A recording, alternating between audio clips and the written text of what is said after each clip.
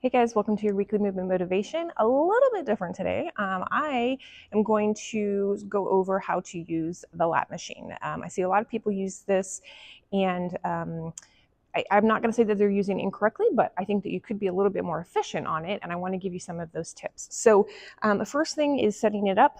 This is going to sit right on top of the legs. Your feet should be flat on the ground, so you should not be coming up on your toes if this is at where it's supposed to be at. So just sitting right on top of my thigh. I probably could go down one more in here, okay? So like nice little 90-degree angle with everything. This is nice and snug right here, so this is gonna hold me in.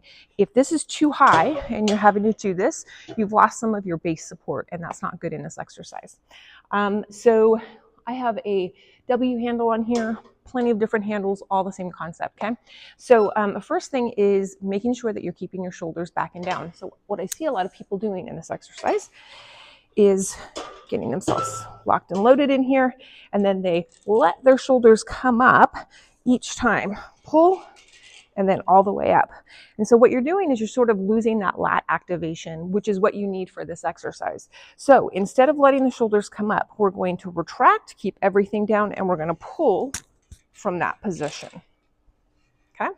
Never letting those guys come back up. We're keeping those activated and keeping those down. So the other thing, and you can kind of play around with this depending on the handle, but take your thumbs and wrap them with your fingers as opposed to holding. So a lot of people hold it like this, which is great. There's nothing wrong with that. But to get a little bit more lat activation and less bicep work, we're going to take the thumbs with the fingers. Okay. So here, I was actually doing this last time. So popping it down and then back up. Okay. The angle, a lot of people will sit back like this or sit up like this.